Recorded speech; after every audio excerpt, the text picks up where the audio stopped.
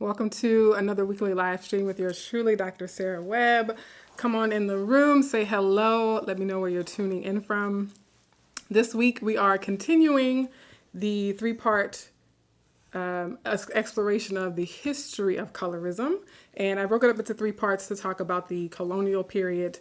Now, today we're talking about the pre-colonial period. And then next week we'll talk about the quote unquote post-colonial period, although we know colonialism never actually ended. Okay, so in thinking about the history of colorism, I want to say that humans have always noticed difference, right? And that's part of what makes life so great. I have a t-shirt, some of you know about it. I see color and I love it, right? And so it's okay to be different. It's okay to have difference. It's okay for you to notice that something is taller, something is wider, something is green, something is brown, right? And so that's part of the ecosystem. Ecosystems will not survive without diversity and difference. The problem is that humans are rarely neutral about those differences, right? We want to sort things based on their perceived difference or their perceived similarities.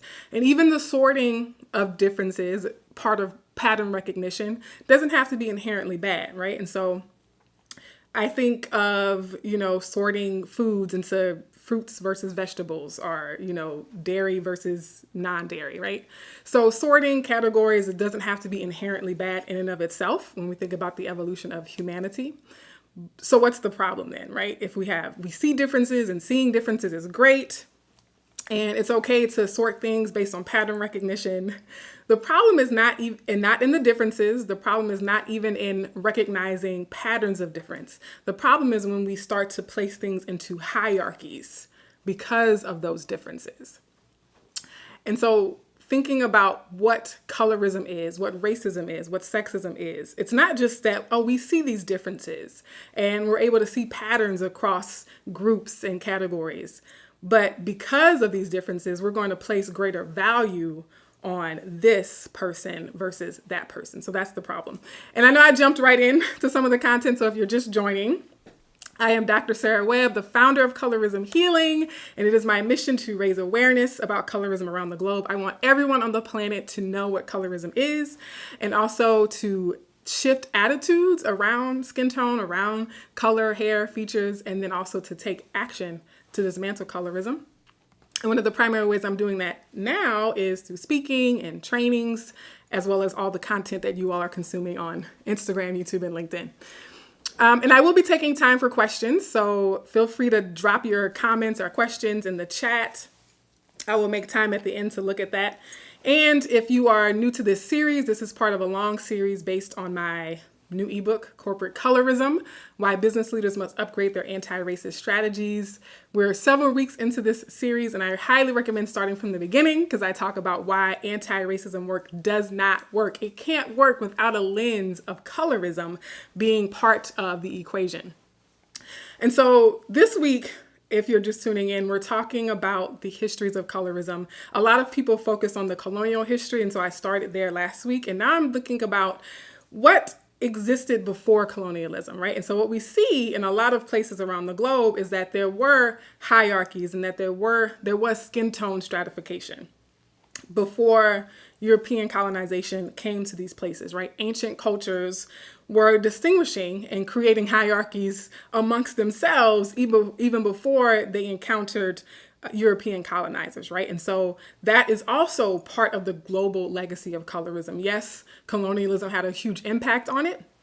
That can't be understated, but part of how colorism has evolved over the world and over the history has a lot to do with the fact that even before then, a lot of ancient cultures did start to stratify and differentiate and hierarchize people based on their skin tones. And so a lot of it started with one of the main causes of historical skin tone stratification had a lot to do with labor conditions, right? And so we see a lot of patterns of where darker skin or having tan skin represented having to work most of the day outdoors, right? So outdoor labor, working in fields, working in construction, working in some type of servitude, right? Meant that you were more exposed to the sun. And so your skin tone compared to other people in your region, compared to other people in your locality, who could afford to stay inside the palace, for example, for who could afford to work in a shoe shop or work less in general, right? Or maybe they could afford to not work at all. And so you saw that the quote unquote ruling classes tended to have fairer skin because of that. And then also they leaned into their skin tone difference to reestablish and reassert themselves as being different, right? Another cause or another thing that we saw pre-colonial was not just that tie to working class versus, the wealthy class, but also regional differences. So one thing we know about how skin tone has evolved over time, human skin tone has evolved over time, is that as humans began to settle farther and farther away from the equator, getting less sun exposure, less UV light, humans evolved to have less melanin, to produce less melanin when they were in extremely northern climates or extremely southern climates even. And so we see that in some places, for example, I think a really interesting case of this is in India, where you have Indians from the far north who tend to be lighter skinned than Indians from the far south, right? And so we have seen, even in ancient India, patterns where Southern Indians who were also darker skinned were stigmatized or marginalized or placed in a lower caste than Northern Indians who tended to be lighter skinned, right? And so it's not a blanket statement. You could have someone who's browner and from the north, and you could have someone who's not as brown who's also from the south. But generally speaking, those are patterns that we see historically, even before the European colonization of certain places. And let me check my notes.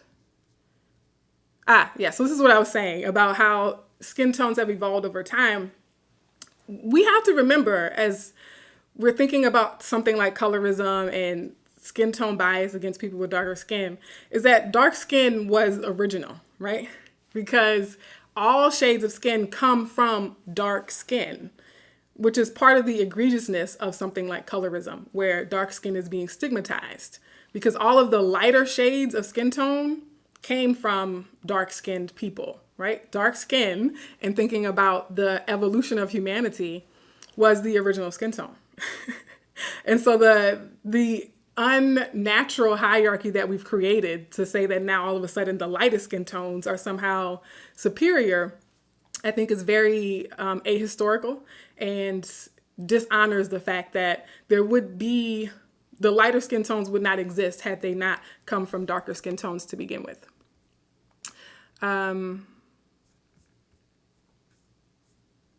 Okay, so then I also want to talk about the existence of hierarchies and a natural hierarchy versus an unnatural hierarchy.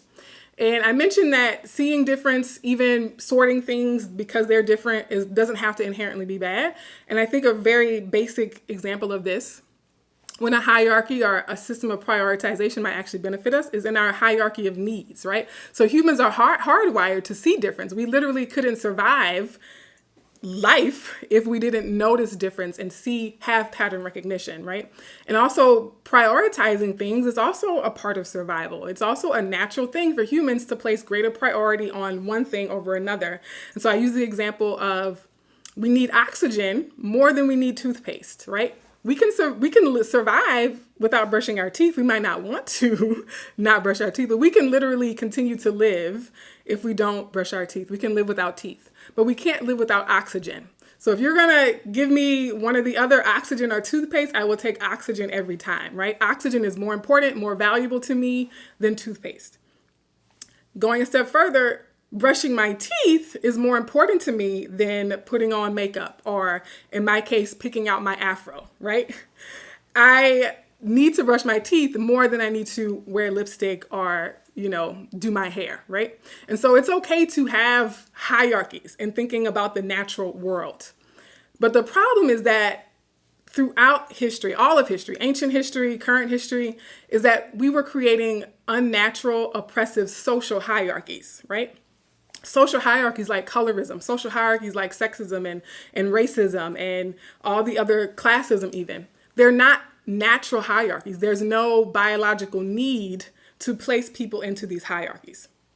And proof that a hierarchy based on race or color is unnatural is the ways that they've had to resort to violence and rape and genocide and political cheating, political fraud and economic stealing and coercive and trauma and psychological and emotional abuse, right?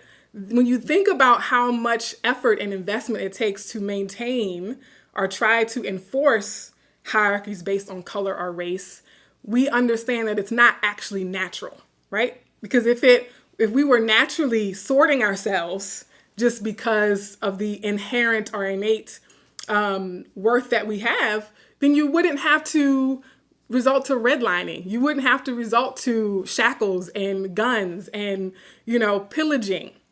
And so these hierarchies are not natural, and they shouldn't be written off as like, oh, well, and I'm saying, as I'm thinking about this, I'm thinking about a specific example. When I was in grad school, we were reading, a little bit about the colonial context of some of the Shakespeare plays that we were reading. And a white guy in my class, he said, well, it's their fault for being colonized. That's what this guy said, right? He was like, oh, well, it's their fault for being colonized. If they were strong enough or if they cared enough, they would have fought back and they would have won, right? And so he's saying that, what we call survival of the fittest or quote unquote natural selection, right? That was his argument. But my argument is that if I'm really inferior to you, then you wouldn't have to have Jim Crow segregation. You wouldn't have to refuse me or deny me the right to learn how to read. You wouldn't have to lynch me for trying to vote, right? And so the fact that colonial powers have had to resort to so much violence is indicative of the fact that it's not true. It's not an actual natural social hierarchy that we are inferior. Because if I was naturally inferior, you wouldn't have to do anything for me to be marginalized, right? And the fact that you're fighting so hard to keep me marginalized proves that it's not naturally meant to be that way. So that's an argument that I want to make there. But again, thinking about some of the historical causes I mentioned, like correlations between working class people versus, wealthy classes of people, and how outdoor labor contributed to darker skin being associated with working class people, versus, regional differences where people from the North who would naturally be a little lighter skinned than people who settled in southern regions, and seeing the class warfare between those people. But as we get closer to present day, those causes it's hard to draw a direct line from colorism to those types of causes. And one of the reasons is that, one, migratory patterns of humans have significantly changed, right? In ancient history, people weren't moving across the globe at the rate that we are now, right? And so there's far more migration and mixing of people. And so it's harder to draw a direct line from present day colorism to something like regional differences. Another thing that's happened since ancient history, since the pre-colonial period, is there is more racial mixing. There's more interracial marriages, right? And mixed race people being born. And so skin tone has changed across generations more rapidly in current history or more recent history than it did in ancient history, right? And so we don't see the causes I just mentioned from ancient history, from ancient cultures and ancient nations. It's not as pronounced. It's not as evident these days, but the skin tone hierarchy is just as pronounced, right? It's actually become more entrenched. And so the causes have changed because of the impact of colonialism. So again, if you missed last week's live on the colonial impact of colorism and how that has contributed to this, go back and watch that as well. But the purpose of this live was simply to acknowledge that there was skin tone stratification even before the rise of colonialism. And then one more thing, I am getting to your questions and comments, I promise. I see some things coming through the wire that I want to address and talk about. The last thing I'll say is that when we know that there was skin tone hierarchies, there was skin tone stratification, that there was an association of certain skin tones with wealthy classes, for example, it further challenges the notion or the argument that colorism is simply a byproduct of racism. Because race, as we currently conceive of it today and how we currently think of it today, did not exist in the ancient world, right? The ancient world, especially pre-colonial times, did not conceive of race the way we talk about it today in 2023. And yet, even before our modern day concept of race existed, even before that, people were creating hierarchies based on skin tone. People were noticing difference and assigning value to that difference based on differences in skin tone. So last week I introduced the idea that it was this recognition of differences in skin tone that facilitated the construction of race as we currently know it today. So that's what I have for you all today. I have time for questions and comments. Again, this is part of an ongoing live series based on my ebook, Corporate Colorism. I also want to say that you can download the PDF for free, but only through March 31st. So I decided that I'm going to place a cap on how long I'm offering the free downloaded version of this. So if you really, really want to be studious and read the text from that inspires this series of live streams, make sure to download that before March 31st. All right, so we have plenty of time for questions and comments. I am going to start on the YouTube LinkedIn side because there are fewer comments there. Hi, Jamila, good to see you. We Black by popular demand. Michael, always good to see you. Hey, Aya. Aya, do we have closed captioning by chance? Where can I find it? I'm not sure if LinkedIn automatically provides closed captioning because I'm not doing this via Zoom. I know how on Zoom people can select to start closed captioning. I'm not sure how that would work on a LinkedIn or YouTube Live per se. Ava says, this is very interesting information on this matter. Thank you immensely, Dr. Webb. You're welcome. Hello, valuable information. Thank you so much. Thank you. Ava says, colorism seems to be much more widely inflicted on Black people within the Black community by other Black people. So this is actually a misunderstanding of colorism, Ava. So I recommend going back to all my previous lives from this year where I talk about there are two types of colorism. There is intraracial colorism, which is the one that everyone knows, where it is, for example, a Black person perpetuating colorism to a Black person. But there's also interracial colorism, where white people perpetuate colorism against Black people, or non-Black people, other races of people can perpetuate colorism across different races. And so when we understand that part of the history of colorism is that white people differentiated amongst Black people based on their skin tones. And so we started to internalize that we really can't make the argument that it's just Black people because Black people didn't create colorism, right? That has to be just stated very plainly and very bluntly. Black people did not create colorism, and Black people are far from the only ones to perpetuate it. When you go to India, you see far more explicit skin bleaching advertisements, far more explicit in the marriage ads that are placed for arranged marriages. We want a fair-skinned bride, only a fair-skinned bride, right? And so it's actually a global phenomenon that is perpetuated by people of all races. Okay, Diane James, it makes me understand more how colorism came about. Good, that was my hope. All right, so, JB1710 brought a badge on Instagram. Thank you. All right, any questions or comments from Instagram? I see Schoolboy Hugh. I think because white people hate differences in people and feel the need to make everything the same, though their pathological rigidity. Oh, can't wait to get your book. All right, yeah. I think Schoolboy Hugh on Instagram is making a really good point that the white supremacist, patriarchal, capitalist regime that we're currently living under needs conformity. It feeds off of standardization. And as I say standardization, I think about school and educational policies and things like that. But yeah, patriarchal, white supremacist, and capitalist societies, they need things to be binary. They need things to be either or.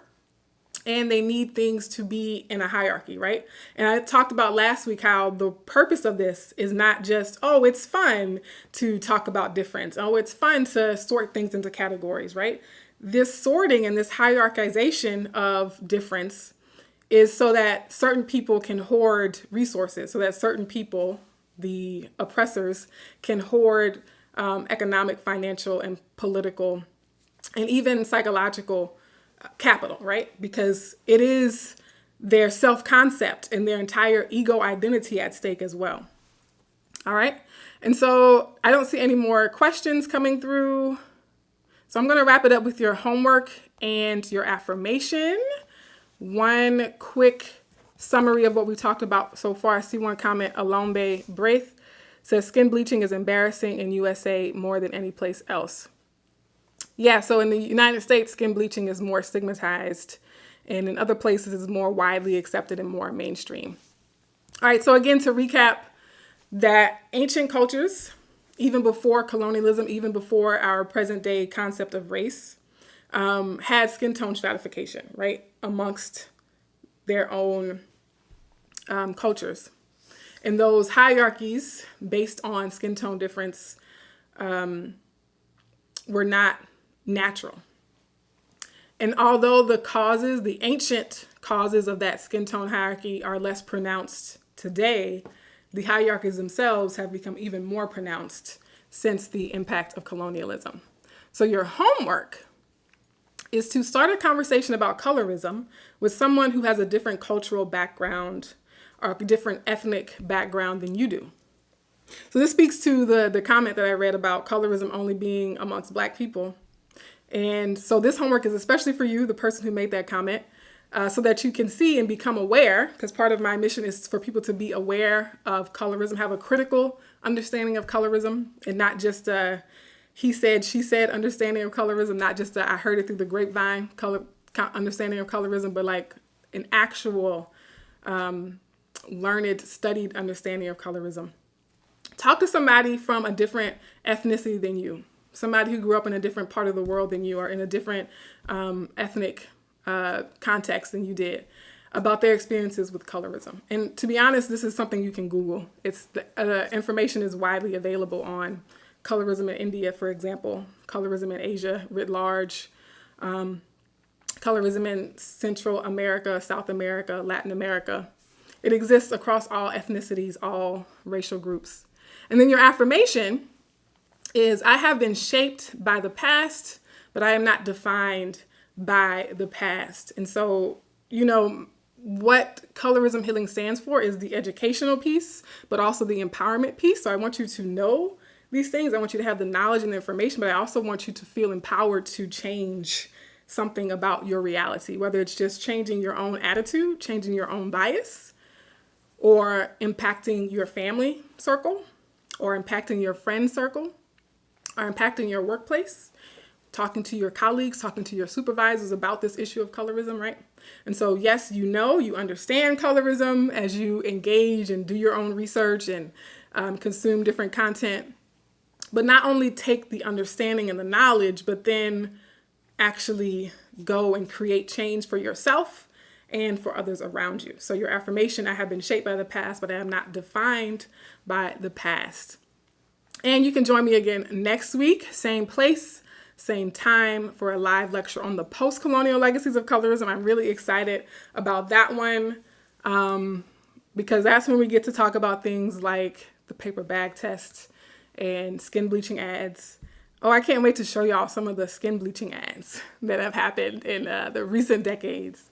And don't forget to grab the corporate colorism PDF download before March 31st. It will still be available to purchase as an ebook after March 31st, but if you want to take advantage of it being freely available now as a PDF, then you want to definitely look at the links that are below. All right. Let me see if there are some last minute comments that I can address.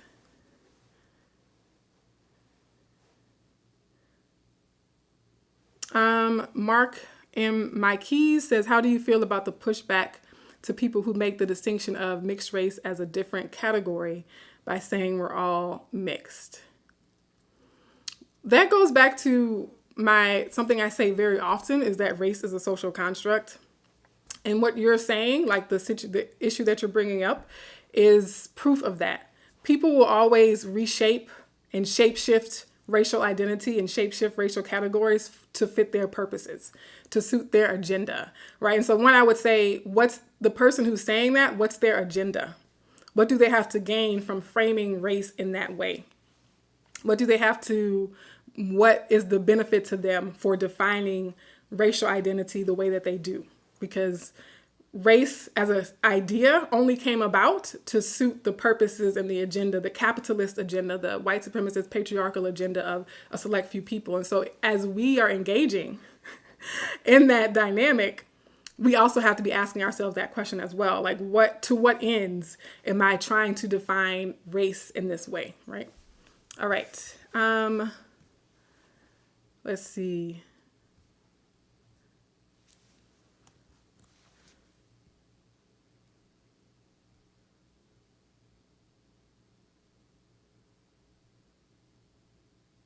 Diane Jones says, how is skin bleaching any different from tanning your skin or any other changes? So one, skin bleaching has existed a lot longer than tanning as a practice. Tanning has only existed for a couple of decades, whereas skin bleaching has existed for centuries. So it's a blip on the radar in terms of the legacy of skin bleaching and skin whitening practices. But secondly, tanning is not the same as skin bleaching, because people who want to tan are not socially marginalized if they don't tan. Tanning is not a way to move up the socioeconomic opportunity ladder. But people who bleach their skin very much believe and perceive, and with ample evidence, they're doing that so that they have greater socioeconomic political opportunities, so that they can stand a better chance of getting a job or finding a mate, right? Whereas tanning is still sort of a cosmetic or fad, or it's more trendy. But for people who bleach their skin, for people who practice skin bleaching, for them, it's a matter of, am I actually going to be able to achieve life goals? Am I actually going to be able to be treated fairly? Am I going to be able to avoid systemic discrimination and systemic marginalization by being lighter skinned? All right. All right, folks, thank you for your time. I appreciate your attention to this conversation. I think colorism is still under-addressed and not often enough given the gravity and given the significance and importance that it actually needs and deserves. And so I appreciate everyone who's engaging and leaning into this conversation and helping to spread that awareness. All right, I'll see y'all next week. Much love.